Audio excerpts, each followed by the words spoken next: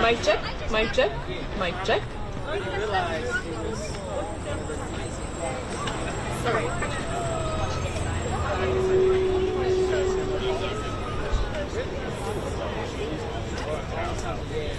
Mic check, mic check. Audio checking, audio checking.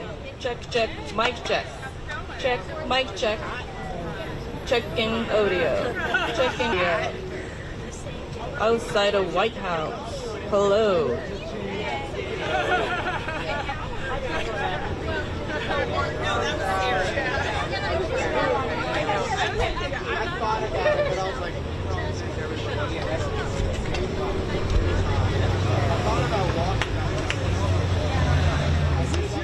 Attached to my cylinder.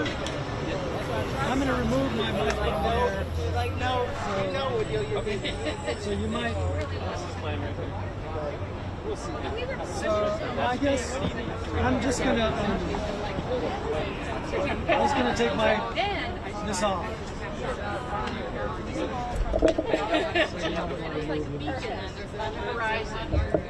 I mean, we can leave it on, but it's just kind of. It's just looking kind of useless.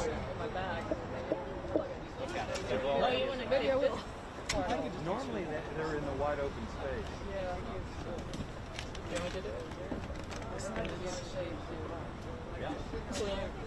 Well, also, they couldn't do it across the street.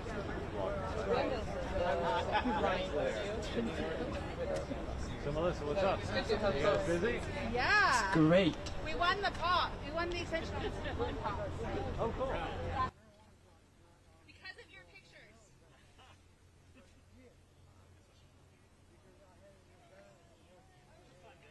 It was a great day. Checking mic again.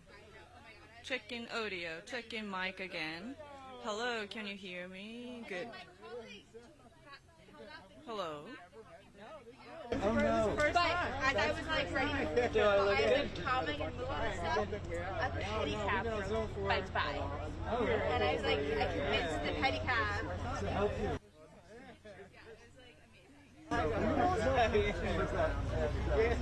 There's no point in security come over and tell us to move or do anything, even when we put it on the fence. So I did an action in 17 where I dropped a banner inside Trump Tower while Trump was there. So I have been extremely background checked.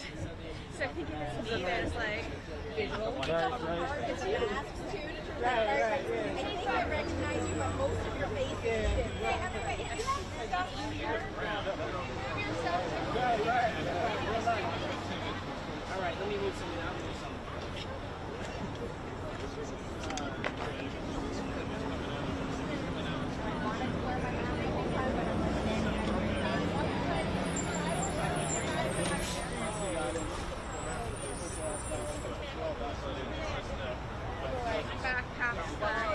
I am anyway, so I know I can't.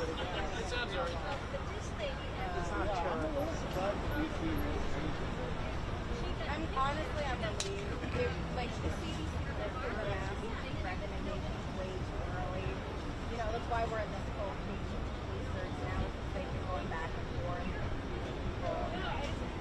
You know, not everyone is like me and obsessively reads all of the COVID vaccine news that I can find. You know, anyway, I don't mind. Like, as long as I don't get in trouble for not wearing a mask outside, that's It seems like most people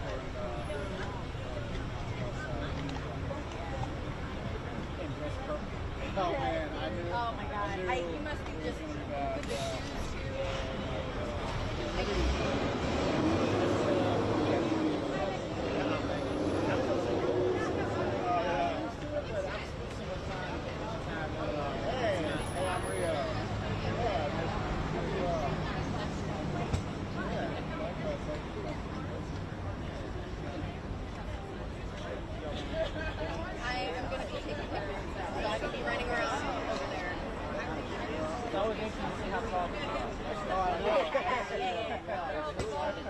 My height tends to be very useful for running around taking pictures underneath presidents. It's a bit easier to go down. But that is why I bring this around, because that way for like crowd pictures.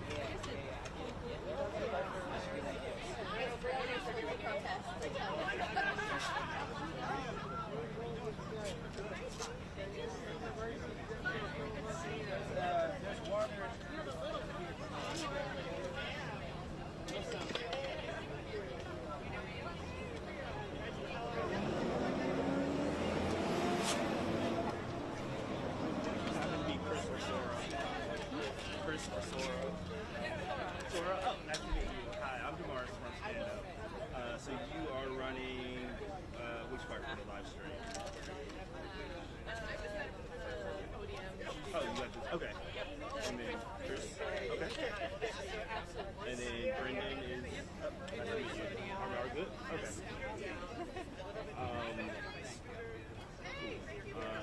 Joe and Robin are testing like copy to make sure everything looks good. He said like sound and audio is coming through. So.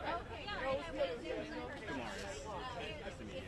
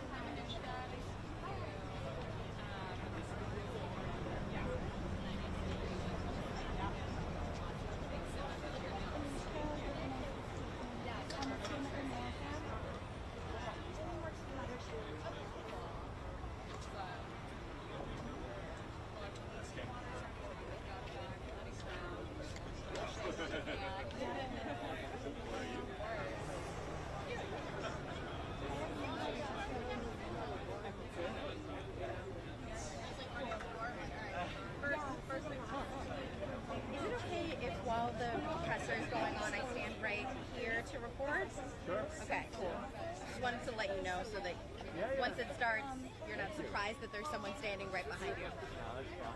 Okay. Just watch the sticks behind us. Yeah, don't worry. I hopefully should be well out of range of the cameras if I stand right here. I think you're fine. Oh, yeah, I mean, two to the side, if you don't mind. You shouldn't, because I'm probably going to shoot a little bit high up. I'm Gabrielle from Reuters. Gabrielle and John from the class.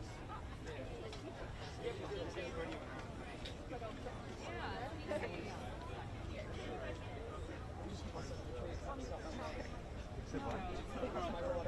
Oh.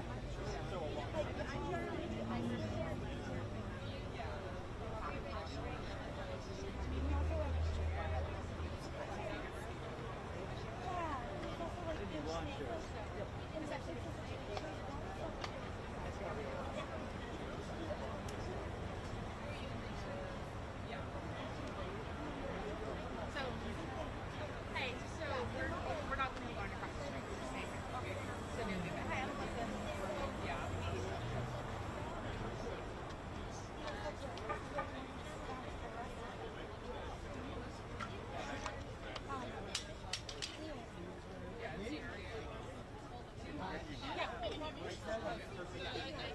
Yes. Nice hot day for this. It must be you and I when we do events together. It's the hottest day of the year. I like consider that pedicab guy like saved me, and my phone was dead. That was the other part. My phone was dead. The colleague wasn't coming back for some reason. She was late, and then I'm like, Yeah, because there was the buckets of sand. yeah, and it all put on the pedicab. I like double payment, but it's cute. I'm just saying, I'm like, how much do you want? Whatever, name your price. What is a pedicab? Is that one of those things where you ride a bike? I was like, hey, I think all of this sand weighs like maybe 5 people, and you can carry 6 people in there. I'm like, because he thought I was homeless, I was like waving at him, Oh. and he thought I was, and I'm just, and then I explained, and then he had a lot of opinions on student debt, but it was worth listening to his opinions on student debt so he could get it done. That's funny. It works. So yeah, you know, when those photos went out, there wasn't an immediate pickup, and then all of a sudden, boom. My theory about it was that it wasn't about getting press that day. It was about having that image become the new stock photo. So, I saw it yesterday. oh, where was it yesterday? Before that, before you get this one, Do you get like a ding whenever your photo is used somewhere? Well, because of my name. I first put my name. Ah, okay. especially when, It was in the print Newsweek. yeah, it's Yeah. Everybody's like, I think people in the White House like, we hate you in a nice way. we need the projection. And the great part about that photo is it's not attacking anybody. It's just subtly saying the person in that building can do this. Oh, cool. Oh, wow. It's just that my goal of my project, that was like proof of concept action. So now, like, when I go to funders, I can be like, my proof of concept is already gotten like in 60 feet. I was like, Absolutely. Yeah, I see it every day. so when we cancel student debt, that photo will be in the Smithsonian. It will? Well, I mean, I will. Eventually, hopefully. Yeah, I'll be like, so, Yeah. tell the story of this part of America. Here's a photo in the banners.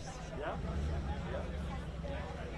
And I think it was just this like, well, what we wanted to do, and I think it worked out better. It was such a pure shot with just that. And it doesn't look fancy, it's just, it looks like, Well, without the buckets, it looks good. yeah, it just looks like, it's totally like, I was terrified. They're going to come and Well, usually you can't hang anything on the fence. kind of like, Not at all. And so, you're lucky to get a shot. yeah, they kind of like me, so.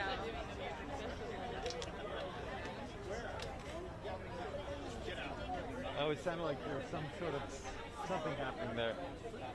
Get rid of some practice.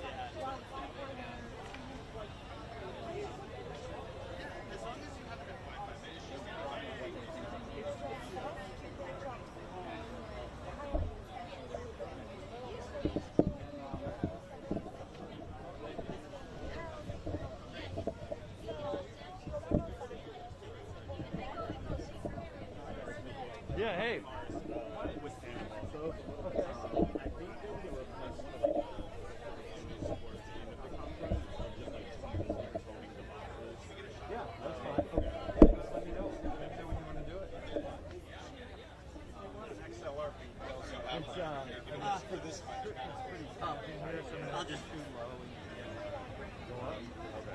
But at the end, if they want to hold the boxes up, let's do it.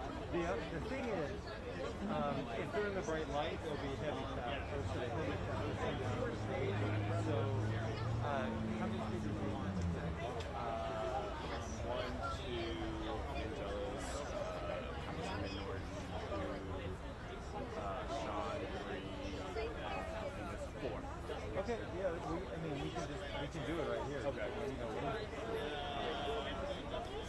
I make this to do a Yeah, that's fine too. I'm thinking before too, so people don't bolt. Okay, yeah. So, if you give them the boxes, you can just back them up a little bit here so I can get the old executive building we just talked, and we'll do it. All right? Yes. Mic check. Mic checking again. Checking mic.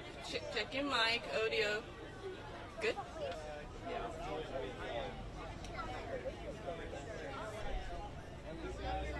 Can you give me one more? Hey, can you do one more audio check? Yes, audio checking. Checking audio. Can you hear me? Checking audio. Can you hear me? Checking audio. Good? Okay.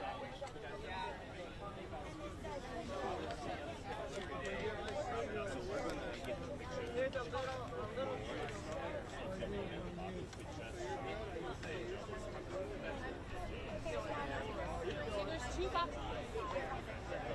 No, that's all the equipment.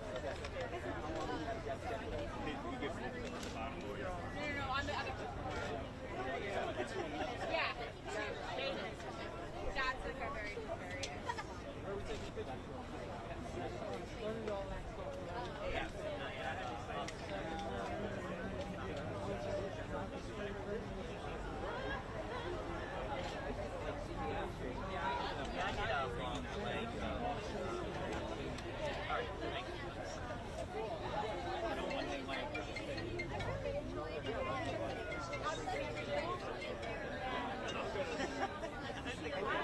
Yeah. You want to take a picture of me? Yes. And then I'm just demoing something. Okay, hold on. Okay, ready? Okay, let's see how this looks. That's fine. I think it's the place. Yeah, it's the place that's important. So I can bring them up a little bit too. Yeah.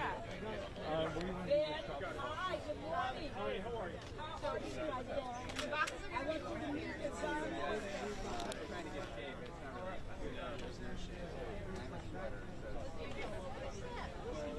Just say we're all but it's not disgusting as the Philip. That's right.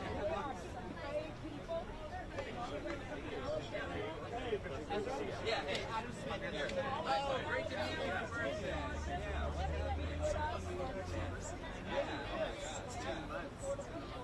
Excellent. And for their brothers. Good to meet you. He's great. Thanks for the blanket. Thank you. Well, right now.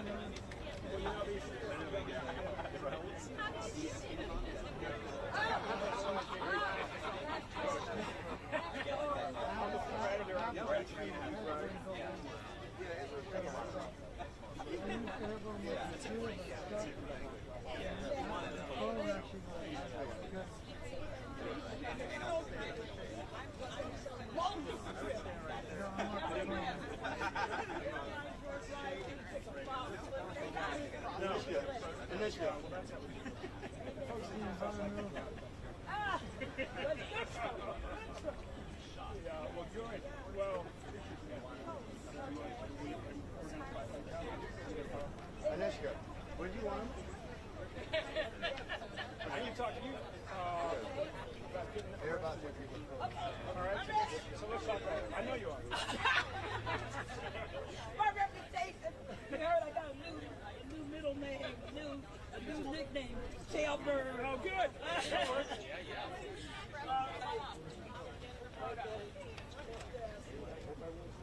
With me.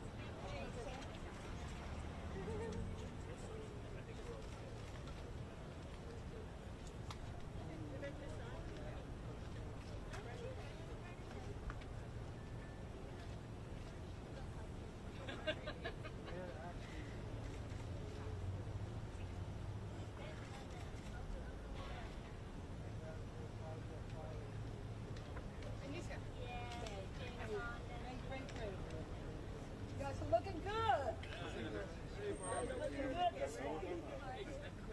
Looking good.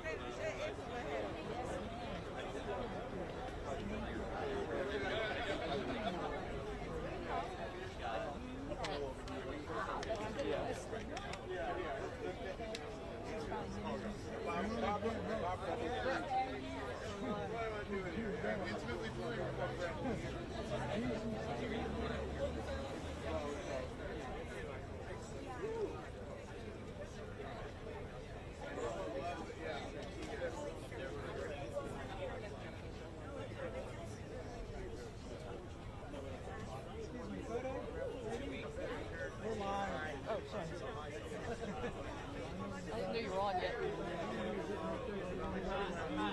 I hadn't started. I didn't realize you were on. I'm going to move in a second.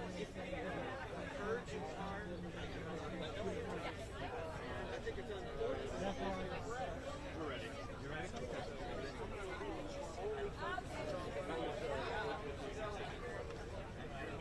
No, that's staying in the sun for a while.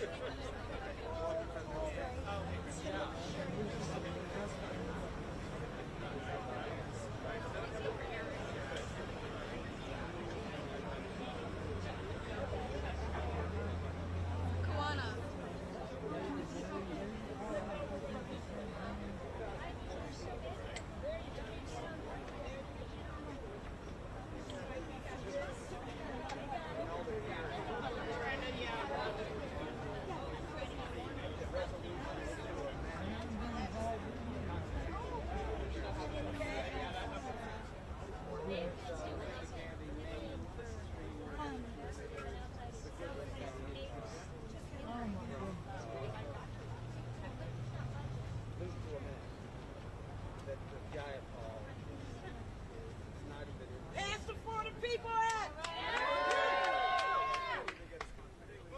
Read them out. And the filibuster. Right. Yeah, and the filibuster.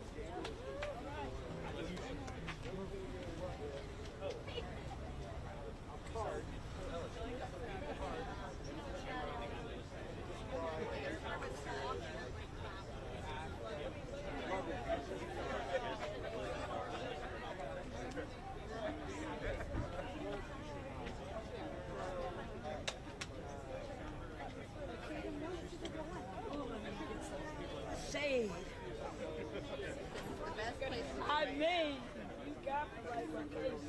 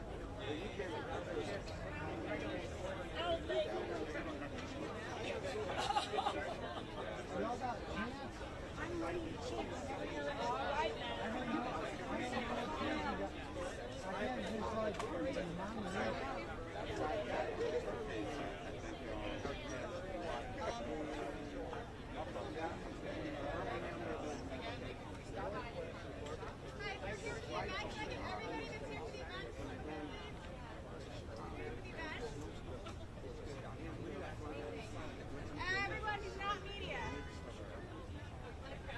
Yeah, everyone who's not media.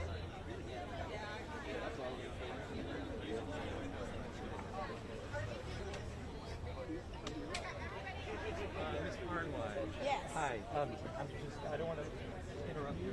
Yes. Here. Okay, there you go. So we want everybody kind of looking right here. And I know it's really hot. Yes. If anyone feels like you need to sit down or need water, wave at me. We have extra water and we don't want anybody getting sick. But we're here because we need to end this icky filibuster. Yes. In the filibuster! In the filibuster! In the filibuster! In the filibuster! In the filibuster! In the filibuster! Good morning. Thank you all for joining us today. My name is Sean Eldridge, and I'm the founder and president of Stand Up America. I'm honored to be here today to represent our more than 2 million members across the country who are fighting to demand the democracy that Americans deserve right now. It is an honor to be joined this morning by so many esteemed civil rights and voting rights leaders, including Congresswoman Norton, who we will hear from in just a moment. We are also joined this morning by family members of the late Honorable John Lewis, Henry, Samuel, Angela have joined us today to honor his legacy, his memory, and continue to fight for the universal freedom to vote. Thank you for honoring us with your presence here today. We are here today to deliver a petition signed by more than 400,000 Americans with a simple but urgent message for President Biden. Mr. Biden, we are asking you to call on the Senate to end the filibuster and finally protect our freedom to vote. Yes. The petition that we are delivering today is signed by Americans from every corner of our country, from every single congressional district, every state, and of course, yes, by Americans right here in the future 51st state of Washington, D.C. I want to thank our incredible coalition of organizations that made today possible, including Common Cause, Fix Our Senate, Daily Kos, People for the American Way, Black Voters Matter, DFAD, Public Citizen, Move On, Color of Change, End Citizens United, Indivisible, Sierra Club, Center for Popular Democracy, Demcast, Transformative Justice Coalition, and many, many more. Thank you all, and we will hear from many of those leaders in just a moment. Look, I know there's a lot going on in Washington right now. President Biden has proven this week that when he is committed to using the full weight of his office, he can get big things done. Yes. Well, we need that same commitment and that same leadership right now to pass the For the People Act, the John Lewis Voting Rights Act, and the Washington, D.C. Admission Act. Yes. The infrastructure of our democracy should not take a back seat.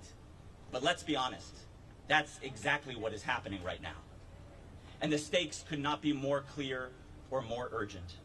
After a deadly insurrection at our Capitol, and after voter suppression at a scale that we haven't seen in decades, our leaders cannot go about business as usual.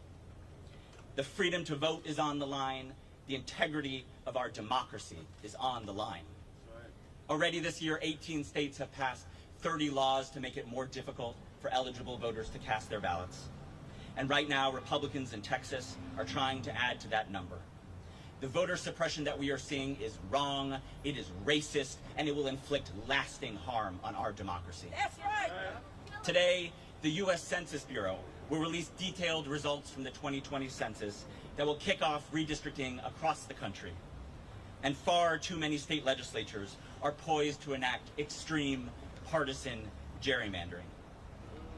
What we are asking for is simple. Voters should pick their leaders. Politicians should not pick their voters. President Biden, it is time to take a stand for our democracy. Voters are watching what our leaders do in this moment of crisis, and history will judge what our leaders do in this moment, particularly the President of the United States. Look, I appreciate President Biden's support of robust voting rights legislation, and I thank him for it. But supporting legislation without supporting the strategy to get it done is not leadership. It's wishful thinking. And it does a disservice to the millions of Americans across the country whose voices are being suppressed right now. That's right. Look, we know that there have been moments of real bipartisanship on voting rights. But unfortunately, Senate Republicans have proven again and again this year that this is not one of those moments. The only way to protect our freedom to vote, the only way, is to end the filibuster. Any other approach is naive, it is wasting time, and it will fail. The Jim Crow filibuster is indefensible, and it is time to end it. There is simply no good reason why a majority vote in the Senate is good enough to pass trillions of dollars of government investment, or for a lifetime confirmation to the highest court in our land, but it's not enough to protect the freedom to vote. There's simply no good reason. It's time to change that. The President of the United States has the largest soapbox and the biggest bully pulpit on the planet. That's right. And we are asking him to use it right now to help end the filibuster and protect our freedom to vote before it is too late. Yes. With that, it is an honor to turn the floor over to Congresswoman Norton, who has been an incredible champion, not only for the people of D.C., but for strengthening our democracy nationwide. Congresswoman, thank you for your leadership. Thank you for being here.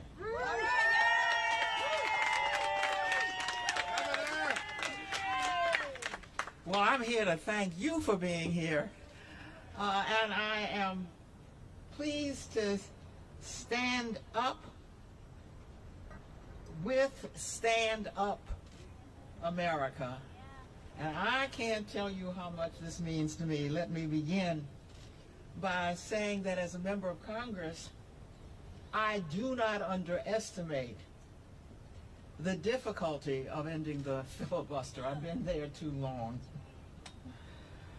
But it will not end without action from people like you with petitions, with thousands of names you are delivering today to make the point that we must end the filibuster. Yes! Yes! Now, don't think ending the filibuster is impossible. We have ended the filibuster for nominees Speak! to federal courts and nominees to the legislative branch. We've done that. All that is left is legislation, and that's where we must go now. Yes! It's like, for example, the For the People Act and the John Lewis Voting Rights Act, which have the support of the majority of voters, with only the filibuster blocking the way. We are making progress. Democrats won control of the Senate this year. That is progress. But why did we win it? In no small part because Republicans used the filibuster to stop all bills, even bills that had bipartisan support and had passed the House with bipartisan support. Now, Senate Democrats understood why they won the Senate. They were late organizing over the filibuster and what to do with the filibuster because they knew that the filibuster had given them control of the Senate. Your focus on petitions about the filibuster are right on time. Of course, I must say, as I represent the District of Columbia, that I want to end the filibuster more than any member of the House or Senate. Our D.C. statehood bill has passed the House twice. We have had a hearing in the Senate on D.C. statehood, which is the next step to Senate passage. Only the filibuster stands in the way of D.C. statehood. We need the president to use his full leverage as president. I don't underestimate that he alone cannot get rid of the filibuster. But as a member of Congress, I realize that nobody can pass the buck. We need all in. We need the president, and we need, yes, all of us in the House and Senate, and we need all of you to help us get rid of the filibuster once and for all. Thank you very much. Thank you, Congresswoman, again for being here. Thank you for all that you do. Next, it is an honor to introduce Henry Lewis, brother of the late Honorable John Lewis, whose legacy we strive to honor here today. Henry, thank you to you and your family for being here. Please join us for a few words. Good morning. My name is Henry Grant Lewis, and I'm the youngest brother of the late Congressman John Lewis. And I want to speak very, very briefly on the For the People Act and the John Lewis Voting Rights Act, which both of them have equal importance. One makes it easier for voters to vote, Yes. and the other protect state legislature from putting in plans to make it harder for people to vote, and I think that's very important. I was noticing the other night that the Senate stayed in all night, if you would say, concentrate on the infrastructure bill. That means they gave it a lot of attention. So the same attention needs to be made for the John Lewis Voting Rights Act and for the People Act. If they would put their focus on those two bills as much as they did the infrastructure, grant me, the infrastructure bill that was passed needed to be passed. But this is, in my mind, is equal important. My late brother used to tell me there are times in our lives when our conscience is going to be put on display. And I think with these two bills, each senator is going to have to let their conscience be their guide. And if they do that, this bill would be passed. I would hate to know that my late brother spent his entire life, working on voting rights, equal rights, civil rights, you name it, he protested against it because he was for the people. I would hate to know that his entire life was put on display literally all over the United States, on the Edmonds Pettus Bridge, where he almost passed away, the streets of Washington, all over the country where he's been beaten and arrested more than 47 times, I think that's correct, or somewhere like that. These things need to happen. To me, that's his legacy. His legacy was all about the people, not him. He always took himself out of the way. That's right. It was about the people. Yes. So I know it's hot. So thank you for giving me a few minutes to express myself. And on behalf of my family, it is important to us to keep his legacy moving forward, because his legacy, and I've heard him say a lot of times, his legacy was not about him. It was about what he could do for others. He used to tell us that I want the world to be a better place when I leave here than when I was born into. So thank you for having me today. Get trouble! Get trouble! Get trouble! Thank you, Henry. Thank you, Samuel. Thank you, Angela. Thank you to your whole family. We will now hear from one of the most powerful voices for civil rights and voting rights in our nation, and the president of People for the American Way, Ben Jealous. Ben, thank you for your partnership. Thank you for joining us today.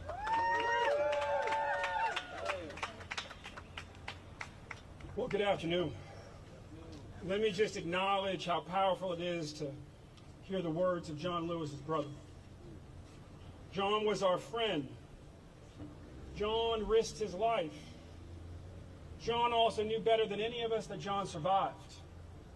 Because John had a lot of friends who were killed, who were assassinated, who were murdered in pursuit of the civil rights that we are here to defend today. Let us not act in these months after the insurrection like that threat has gone anywhere. That's right. And the voices that come from the Deep South always speak with a moral clarity in our movement. They also represent people who live often at great risk, as many of us do. I'd like to thank Congresswoman Norton for her consistency across the decades and her courage and clarity today. Sean Eldridge for his leadership. It's time for us to make D.C. a state. Yes!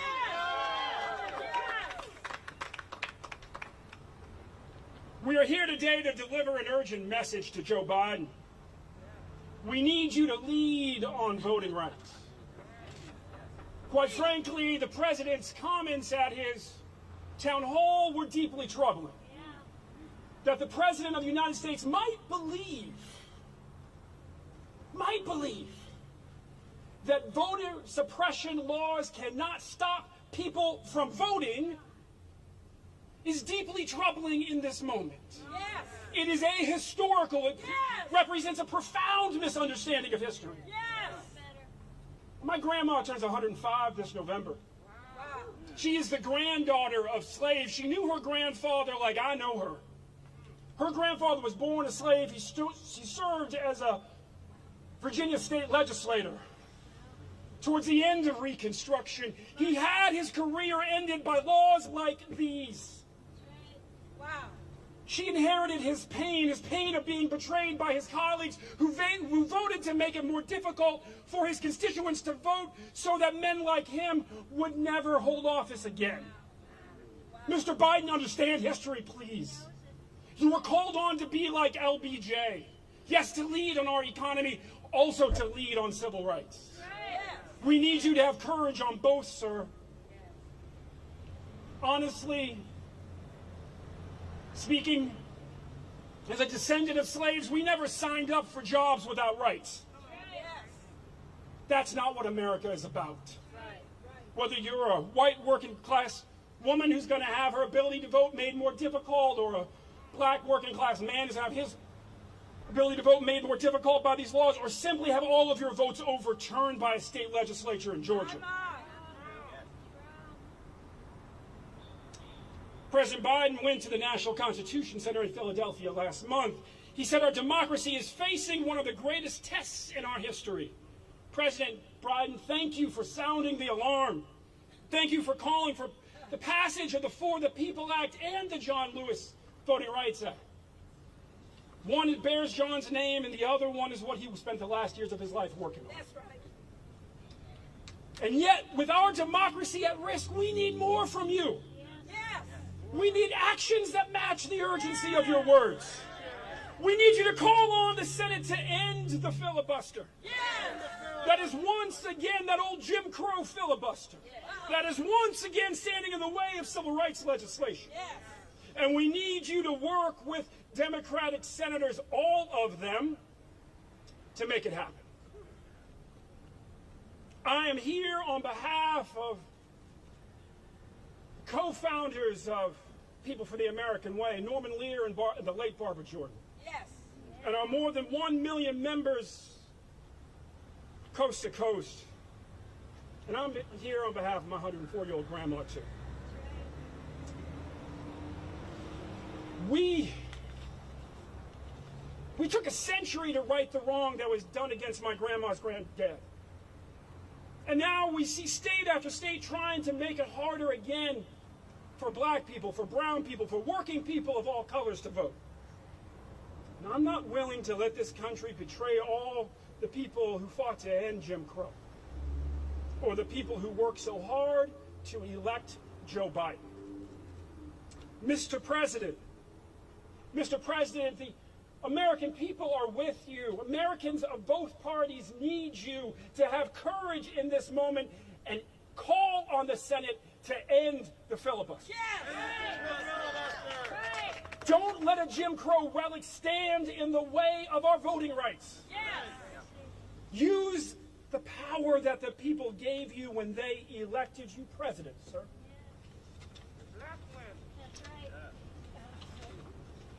We in this moment have come together to simply make sure that while there's the power to do so, we protect the voting rights of our neighbors. Yes. Understand this. If you're worried about the implications of getting rid of the filibuster, God forbid Mitch McConnell's ever the majority leader again. He will get rid of the filibuster if we don't get rid of it now. So let's get rid of it now and protect the voting rights of our neighbors. God bless.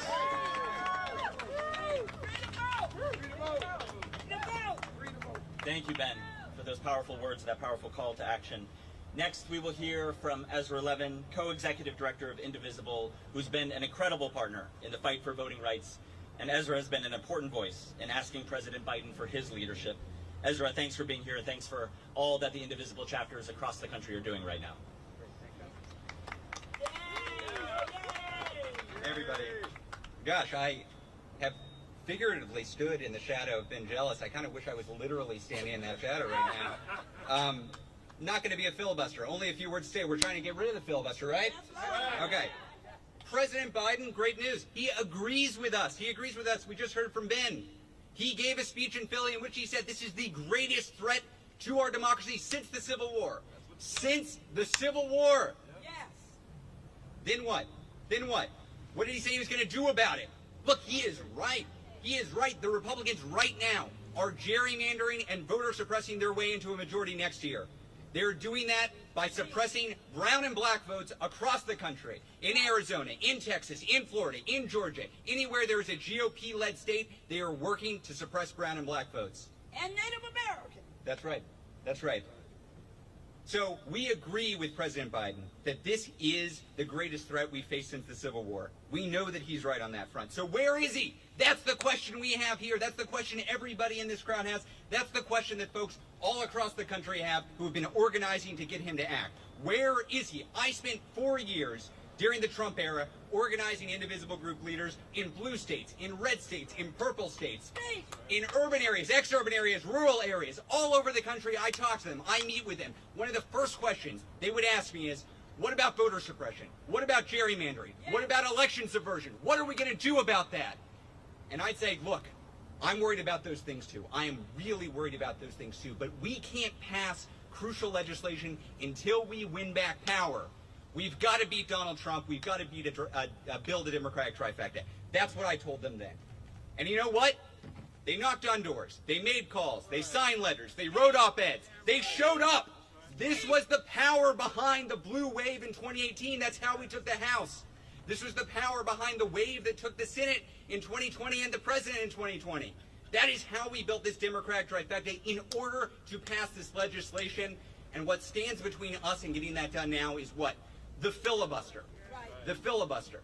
Now, we can't do this on our own. We can't out-organize extremist GOP voter suppression. That's not going to happen. No way. We need the president in this fight. We've seen what he can do when he puts his mind to something. We need him to be here with us. He's not right now. When the House introduced the For the People Act at the beginning of this Congress, where was President Biden? On the sidelines. When it was working its way through the committee process in the House, where was President Biden? On the sidelines. When it finally made it to the floor for a vote and we were trying to get it through with slimmer margins in the House, where was President Biden? On the sidelines. When it went to the Senate and was introduced, where was President Biden? On the sidelines. When it worked its way through the committee process and we got unified support in the Senate, in the committee for it, where was President Biden? On the sidelines. And when it made its way to the floor for a vote in June, where was President Biden? On the sidelines. And this week, when the Democrats tried to bring it up to get a vote to save our democracy, where was President Biden? He's on the sidelines, y'all. We are going to lose this fight unless he gets on our side, gets into the game. And this is not some game. This is not trying to score political points. We're going to lose our democracy. We need him here with us. And that's why we're leaving it all on the field, and we hope he joins us. Thanks. All right. Thank you very much, Ezra. It's now my honor to introduce Cliff Albright, co-founder of Black Voters Matter. If you don't know it already, Cliff and his team have been crisscrossing the country and tirelessly working to protect voting rights. Cliff, you and your team are truly an inspiration. Thank you for joining us. All right. Yay! I don't know about tirelessly. But good morning to everybody. Good afternoon, everybody. We're here for a very serious topic, right? We're here to deliver a message to President Biden that we need him to pick a side. We need him. You can't be on the side of both voting rights and on the side of filibuster. He's got to pick a side. You can't be on the side of saying that voting rights is sacred while at the same time you worship the legacy and the tradition of the filibuster. He's got to pick a side.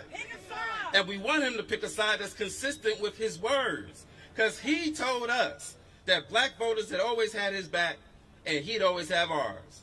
But now in this moment when we need him to have our backs, now in this moment we need him to have the backs of all marginalized voters, black and brown and young and old, those with disabilities, veterans and others, when we need him to have our backs, as you just heard, he's on the sidelines. We need him to pick a side. And so that's what we're calling out to the president today. Now, he has said that, you know, he doesn't want to get rid of the filibuster because he believes that there would be chaos if we get rid of the filibuster. But I got a message for you. I think most of us here got a message for you, President Biden. There's already chaos. If you are in the state of Texas, which has been ravaged by voter suppression, where right now they got arrest warrants out for legislators, including a couple of our friends that are out here today, if you are in the state of Texas, where you got a governor that's more concerned with suppressing the vote than with dealing with COVID that is running rampant, then guess what? There's already chaos, President Biden. If you're in the state of Florida, where right now you've got a governor that was put there through voter suppression, through all kinds of antics, creating fake candidates and the like. If you're in the state of Florida, which right now has 1/5 of the increases in COVID cases, right now, where their hospitals are overflowed, where they're running out of beds. If you're in the state of Florida that has suffered from voter suppression and just passed one of the worst voter suppression bills, guess what, Mr. President? There's already chaos taking place. And if Texas and Florida is too far for you, Mr. President, then guess what? If you're right here in D.C., in fact, if you're a member of the House or a member of the Senate who on January 6th had to go ducking under tables because of an insurrection, then guess what? There's already chaos taking place within that Capitol, Mr. President. We need you to pick a side. And pick a side now. But I'm going to say this. If the issue itself and the principle of our voting rights isn't enough, then sheer self-preservation ought to get President Biden to act. Because guess what?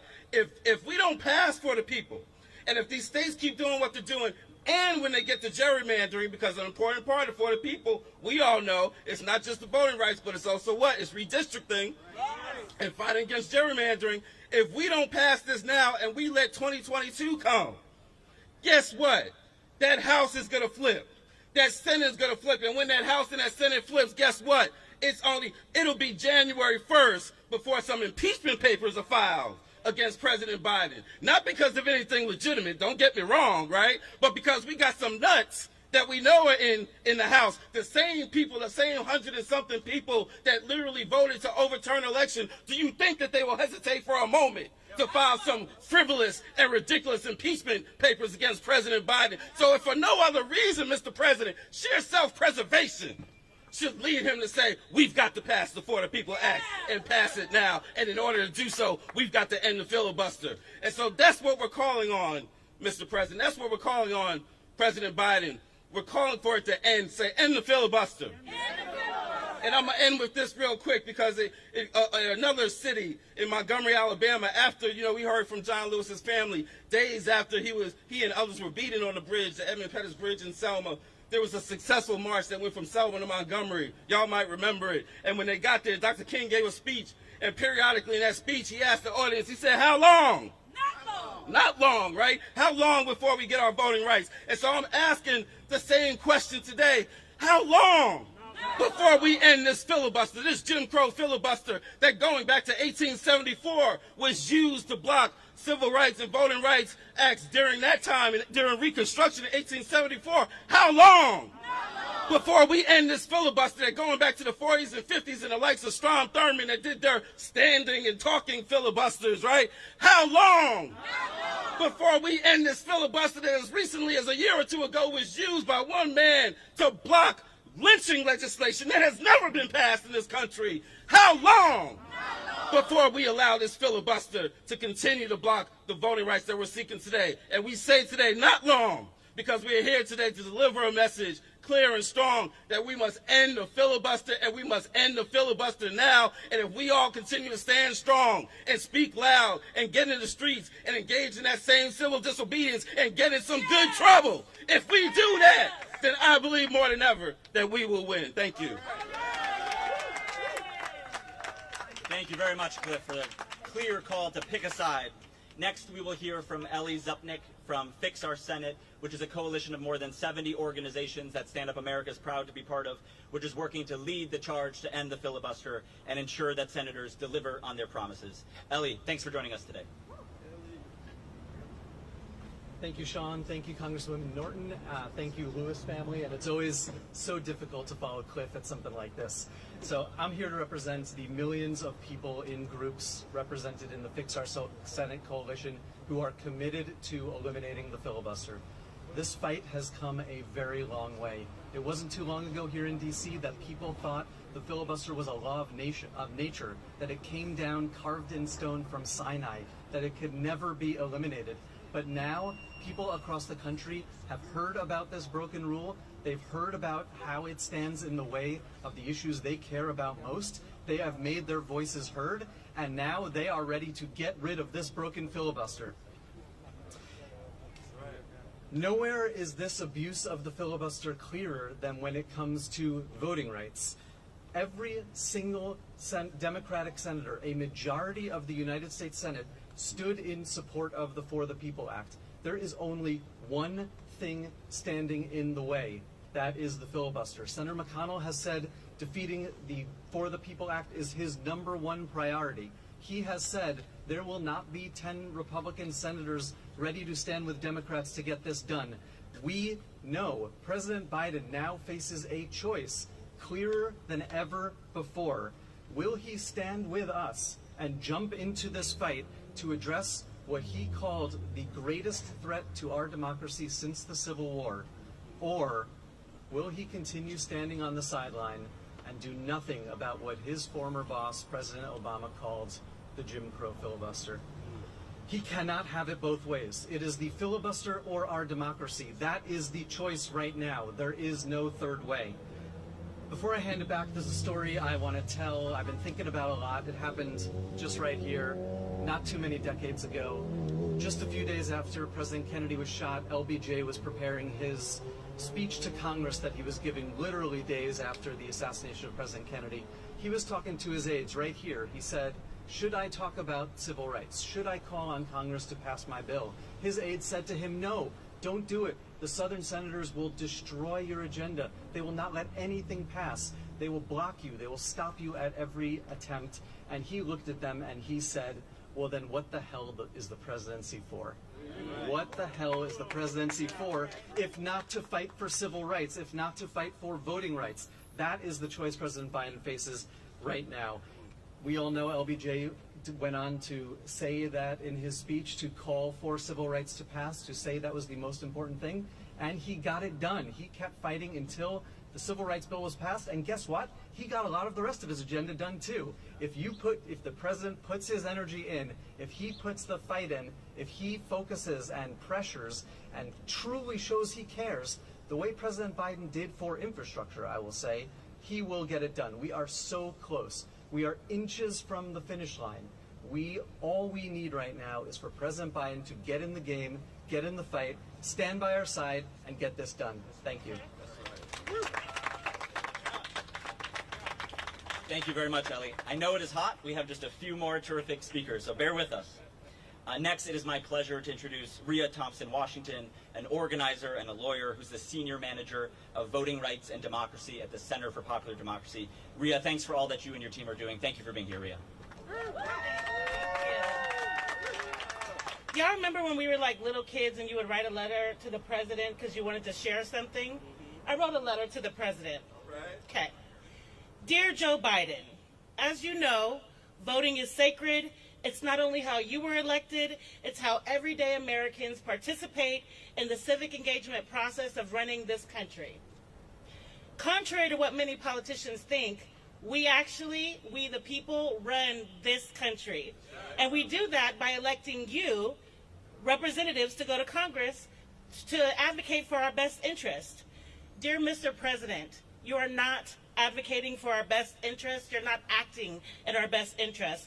Protecting Americans' freedom to vote is the crux of our democracy, and if we cannot honor this, then we can only continue to silence the many voices in favor of the interest of a few.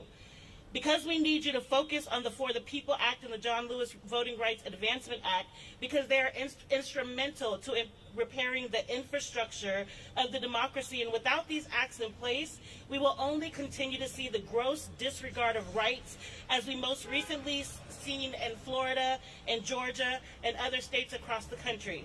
The only way that we can protect the freedom to vote and our democracy is by ending the filibuster. Joe. Can I call you Joe?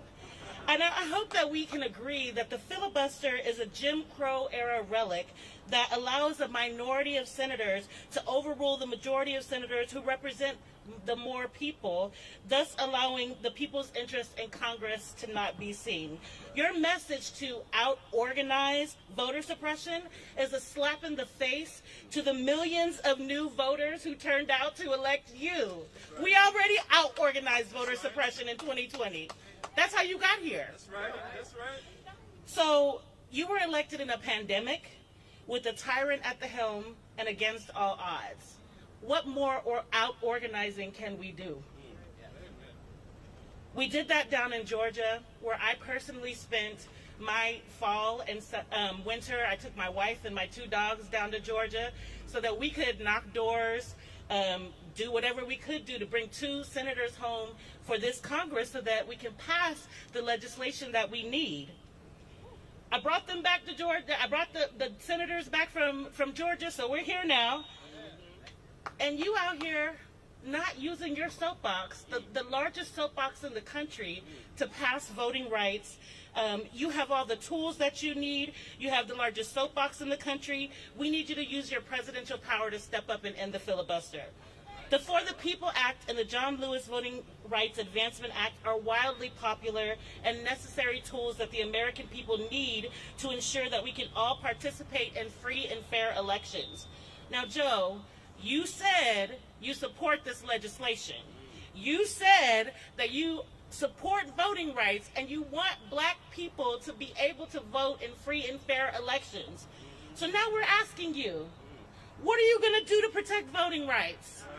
What are you going to do to ensure that black, brown, indigenous, disabled, women, all types of marginalized populations have access to the ballot box? A partisan group, which is your favorite, a bipartisan group of Americans, we want these protections. And throughout the summer, thousands of Americans have been turning up the heat on members of Congress in their home districts and here in D.C., pushing them to eliminate filibuster. We have members of the clergy, activists, and everyday Americans subjecting themselves to arrest and harm out here on these streets because that's how important abolishing the filibuster is. So, as we continue to push this country forward towards justice, it's imperative that we remove all barriers to this goal, including the filibuster, for the betterment of all Americans. Our legislation must meet us at this moment, and the relic of the filibuster is no longer serving this country. It actually never has. It's on you, President Biden, to acknowledge and ensure that we are continuing to drive towards progress and future generations. Thank you. Thank you, Rhea. Next, we will hear from our friends at Common Cause. It's a pleasure to hand it over to Stephen Spalding, Senior Counsel and Senior Advisor at Common Cause, one of the most knowledgeable and tireless leaders in this fight. Stephen, thanks for joining us. Thanks so much. Thank you, Sean. Thank you, Stand Up America. I'm standing here on behalf of Common Cause, our 1.5 million members and supporters who are fighting for an open democracy that works for the people, and the hundreds of thousands of people who took the time to sign a petition to the President of the United States to leverage his power to end the filibuster. The filibuster, an accident of history, a legislative loophole that's long been the tool of white Southern segregationists to block civil rights, to block fair housing laws, to block anti-lynching laws, to block anti-poll tax laws, to block voting rights. The list goes on. A tool that was rarely used except to block civil rights, but is now used over nearly every single item of legislative business, almost every item, as we'll get into in a minute. And we know that President Biden cares deeply about the freedom to vote. He said so. He wants to strengthen our democracy. He signed an executive order to protect and expand the freedom to vote. He's appointed important civil rights and voting rights leaders like Kristen Clark to the Department of Justice, like Vanita Gupta to the Department of Justice, and he has tasked Vice President Harris with leading this fight as well. But none of those actions, to be clear, none of those actions are a substitute for legislation like the John Lewis Voting Rights Act and the For the People Act. Earlier this summer, it was President Biden himself who said, quote, he would fight like heck with every tool at his disposal for its passage. And last month in Philadelphia, He said that, quote, as soon as Congress passes the For the People Act and the John Lewis Voting Rights Advancement Act, he will sign it and let the whole world see it, unquote. Well, the whole world wants to see it, Mr. President. But what's standing in its way is the filibuster. What your predecessor, President Obama, called a Jim Crow relic at the funeral of American hero Congressman John Lewis, whose family we're so honored to be here today with us. You know, when you read the Constitution, it lays out how a bill becomes a law. It passes the House, it passes the Senate, it goes to the president's desk. It says nothing about a supermajority requirement. It says nothing about 60 votes to send a bill to the president's desk. It lays out when you need a supermajority requirement to ratify a treaty, to overturn a veto, to convict a president for impeachment. Passing legislation is not on that list. And fixing the filibuster has happened plenty of times before. Just this week, 2 days ago, or 1 day ago, right before Senate Republicans blocked a floor debate on the For the People Act, the Senate passed a $3.5 trillion budget resolution using a special procedure that is exempt from the filibuster. The same procedure that was used to pass Trump's tax cuts for the wealthy. That wasn't subject to a filibuster, but the freedom to vote is? That makes no sense. No sense at all. And President Biden knows this. How do I know that? President Biden once voted to abolish the filibuster. Hear me out. In 1975, it actually took 67 votes to end a filibuster. And when he was a junior senator from Delaware, you know what happened? He voted to abolish that 67 vote rule. Really, two-thirds of senators present voting, which was 67, but he voted to abolish that, lower it to 60. He was part of that. That's the record of history. It was one of the early votes that he made in his career was to change and fix the filibuster and go from 67 to 60 where we have it today. So if things were so bad in 1975 for President Biden to change the filibuster, how about today? So what we're here to do is to ask the president to make it clear that the most important thing he can do right now is to urge the Senate to end the filibuster. Later in September, Leader Schumer has made clear that voting rights legislation will be a first priority. He just said that at 4-something in the morning yesterday. And senators will have to choose. They will have a choice between protecting the freedom to vote and protecting the filibuster. And an inclusive, representative, and responsive democracy means protecting the freedom to vote. Thank you so much.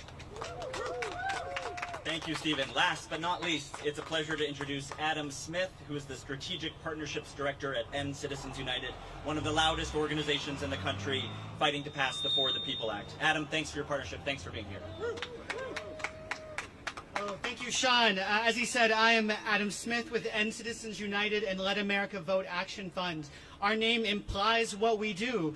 We are dedicated to ending the dominance of big money in politics and protecting the freedom to vote. That's why I'm so honored to be here today with so many incredible leaders. On Wednesday, Senate Republicans made clear they are not willing to come to the table to protect our democracy. All year, they said the For the People Act is too big, it's too broad. But when given the chance to debate just small portions of it, to end dark money, to end partisan gerrymandering, they blocked it. They refused to even debate legislation that simply says the wealthy donors and corporations shouldn't be able to influence our politics in secret. They refused to debate legislation that says voters should pick their politicians and not the other way around. And that's why we're here today. Republicans aren't going to come to the table on this. They aren't willing to negotiate because if Congress doesn't act, they have already won. 18 states have already passed 30 new laws restricting the right to vote, and McConnell doesn't have to lift a finger. So that's why we need to do this. We cannot let a minority of the Senate block the majority from protecting the constitutional rights of all Americans. That's why hundreds of thousands of people added their names to these petitions we're delivering today. Because like us, like all of us here, most Americans agree that we deserve a democracy in which every vote is counted and everyone can be heard, no matter how much money they have or where they live. President Biden and Vice President Harris know how important this fight is. And speech after speech and statement after statement, they have talked about how we must protect our fundamental right to vote. But time is running out. Their actions must now be commensurate with their words. This moment calls for presidential leadership. President Biden must support reform of the filibuster, and he must use every tool available to him to protect the sacred right to vote. Thank you. Thank you, Adam. Thank you all for sticking with us in this heat. I will pause for a moment to see if there are any questions from the members of the media here before we wrap up.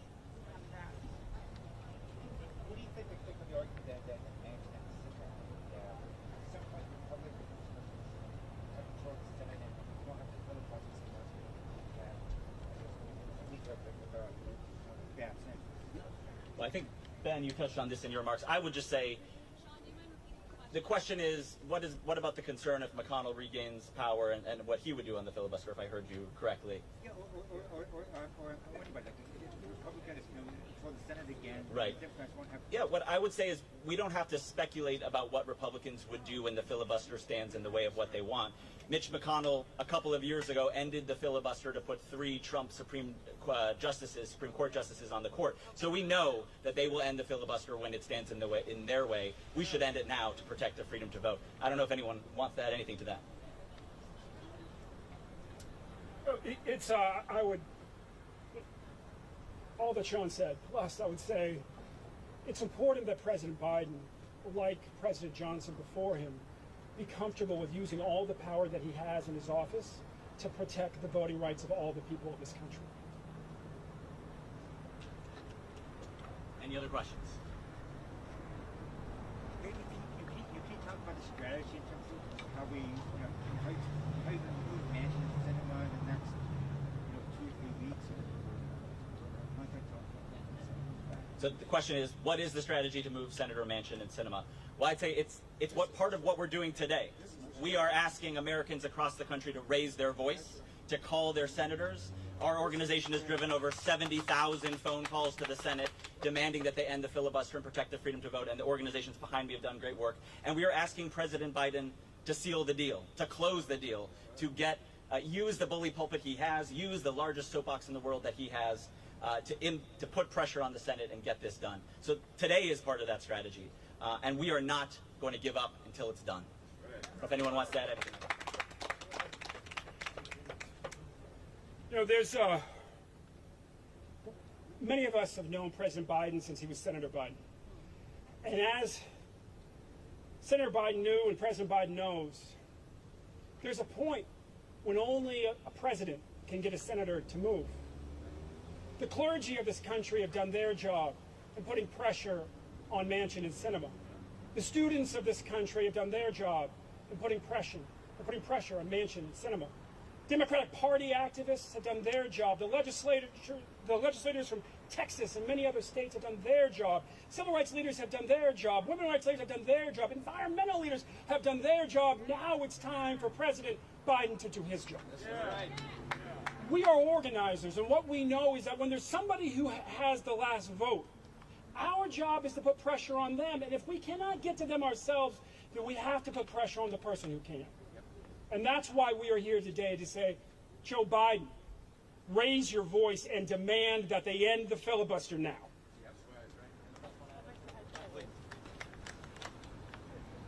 So thank you for the question about what we're going to continue to do to put pressure, because as it's been stated, this is one tactic to put pressure on Senator Manchin and Senator Sinema.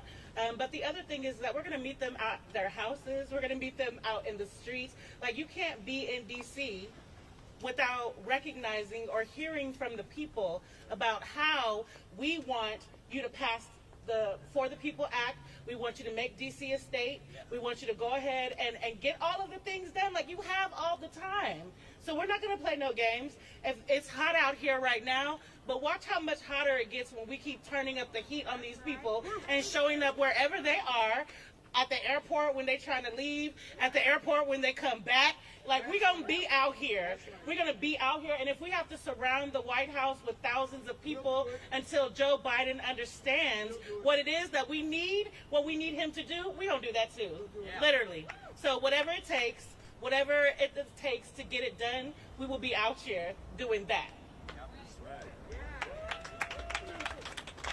I'm going to just add on a real quick friendly amendment to what Rhea just shared, because in addition to, we got to keep in mind, in addition to Manchin and Sinema, I think we all know there's a few other Democrats that have been sitting on the fence, right? And so we got to put some pressure on some of them other ones. I'm looking at Delaware Senator Coons, right? I'm looking at Senator Carper, looking at a few others, and so we need to look at Durbin, and so we're going to put pressure on all of those that have been on the fence.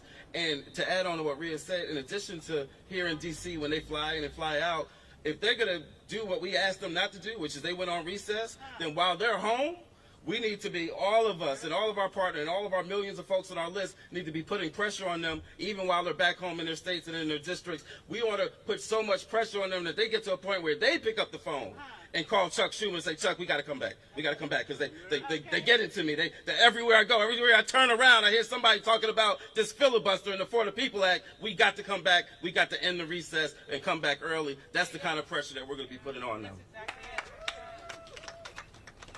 Plus 100 everything people just said. One note though, if you are a senator or you are a congressperson, you are watching from the sidelines and thinking, oh boy, must really suck to be Sinema and Manchin. They're going to get a lot of pressure. We're coming for you too. If you're not doing what Representative Mondaire Jones is doing, calling out the president to get in this fight, if you're not doing what Representative Norton is doing, calling out the president to get in this fight, you're going to have people at your town halls, at your office saying, why are you on the sidelines? Get the president to come into this fight. So that's part of the strategy too. Great. Any other questions before we wrap? So I just want to thank you all for bearing with us in the heat. I want to thank John Lewis's family for being here. I want to thank Congresswoman Norton and all the leaders who are here. And I just want to close by saying, President Biden, listen to these leaders. Listen to the 400,000 Americans who are asking for your leadership right now. Our freedom to vote is at stake. Our democracy is at stake. Thank you all for joining us today.